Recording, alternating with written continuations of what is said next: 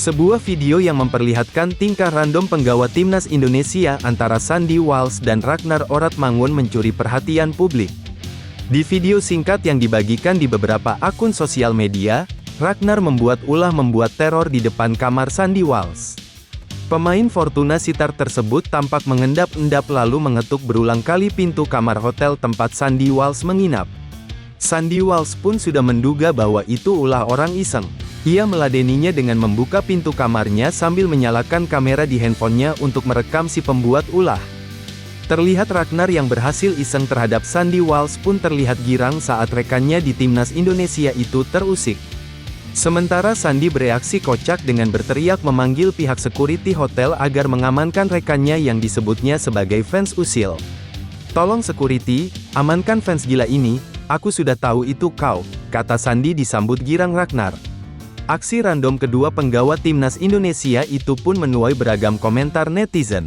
Tak sedikit diantaranya yang mengkaitkan bahwa ulah kedua pemain naturalisasi itu merupakan sentilan untuk para fans FOMO yang baru-baru ini hangat diperbincangkan. "Sekalian nyindir cegil FOMO yang ngetuk pintu kamar Nathan," kata salah satu netizen. "Nyindir alus wak haji sama Bang Sandi," ucap di kolom komentar. Isu terkait para fans yang terlalu antusias menyambut para penggawa timnas Indonesia memang tengah menghangat di kalangan pecinta sepak bola nasional. Diketahui di tahun lalu sejumlah penggawa timnas terserang flu di mana salah satunya diduga akibat kedatangan para fans yang masuk hingga ke kamar hotel para penggawa skuad Garuda.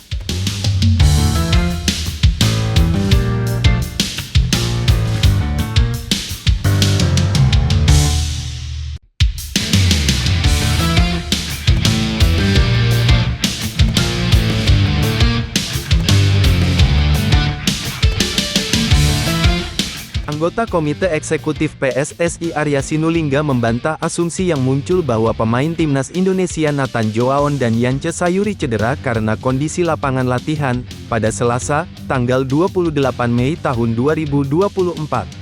Ini disampaikan Arya menanggapi kritik warganet atau netizen terkait kondisi lapangan B yang digunakan timnas Indonesia saat latihan. Dalam latihan ini dua pemain mendapat perawatan di tengah latihan, yakni Nathan Joaon dan Yance Sayuri. Paha kiri kedua pemain sampai dibebat es, peristiwa ini jadi sorotan publik. Mereka kecewa karena lapangan B kurang layak. Beruntung timnas sempat pindah latihan ke lapangan A yang kondisinya lebih baik. Arya menegaskan tidak ada pemain yang cedera karena kondisi lapangan. Menurutnya apa yang terjadi dengan Yance dan Nathan tak perlu dibesar-besarkan. Dan, tidak ada juga pemain cedera karena kondisi lapangan. Jangan hoaks dan jangan dibesarkan. Dan, pelatih juga ingin terbuka latihannya, kata Arya pada Rabu, tanggal 29 Mei tahun 2024. Dalam keterangan yang diterima, Arya juga menjelaskan mengapa Asnawi Mangkualam dan kawan-kawan berlatih di lapangan B, bukan di stadion. "Kita tahu nih timnas kita seperti ini. Lapangannya ingin yang terbaik.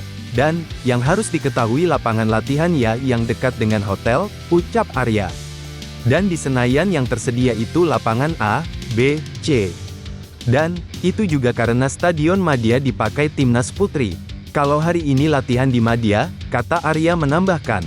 Mulai Rabu, tanggal 29 Mei tahun 2024, Arya memastikan tim asuhan Sintayong ini akan berlatih di Stadion Madia dan nantinya di Stadion Utama Gelora Bung Karno.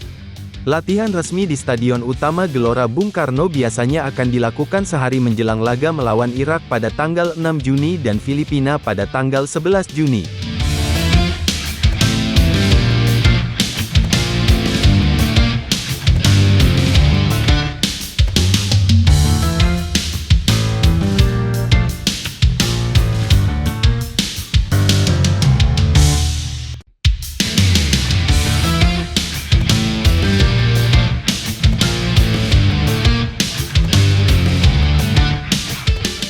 Akhir-akhir ini, antusiasme supporter timnas Indonesia kembali melonjak.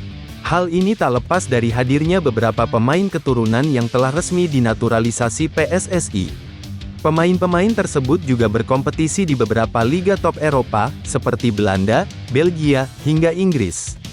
Salah satu nama pemain keturunan yang performanya sangat impresif kala membela timnas, sehingga menjadi perbincangan para penikmat sepak bola, adalah Nathan Joaon. Tak hanya memperkuat tim senior, Nathan juga mendapatkan panggilan untuk membela Indonesia U23 di Piala Asia U23 lalu. Semangat juang Nathan bukan tanpa alasan, inilah 10 fakta yang perlu pecinta sepak bola ketahui. 1. Lahir pada tanggal 22 Desember tahun 2001 di Rotterdam, Nathan Noël Romejo Joaon memiliki darah campuran Belanda, Indonesia, dan Suriname. 2. Darah Indonesia ia peroleh melalui sang kakek dari pihak ibu yang berasal dari Semarang, Jawa Tengah. 3. Sejak usia 9 tahun, Nathan menimba ilmu di VV Nieuwerkerk, klub lokal Belanda dan berposisi sebagai bek kiri. 4. Berkat kerja kerasnya di VV Nieuwerkerk, ia dilirik untuk bergabung dengan Excelsior hingga masuk ke tim utama pada 2019-2020. 5. Ujian datang ketika Nathan Joaon cedera ankle dan lutut yang mengharuskannya menepi dari dunia sepak bola selama 14 bulan. 6.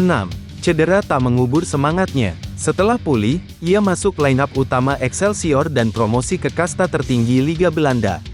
7. Nathan Joaon menjelma menjadi pemain belakang yang komplit dengan mengemas 1 gol dan 1 assist dalam 28 laga pada 2022-2023.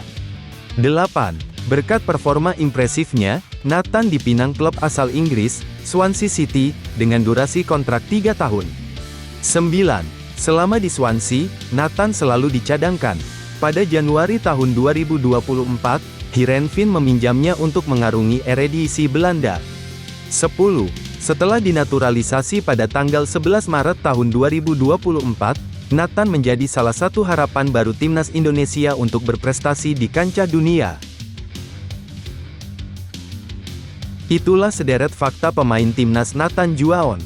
Semangat juang Nathan di tiap pertandingan yang dijalaninya memang patut diacungi jempol.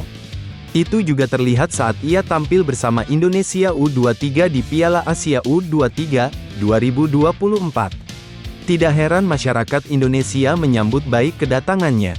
Bahkan, sempat merayu Heerenveen untuk melepasnya membela timnas Indonesia.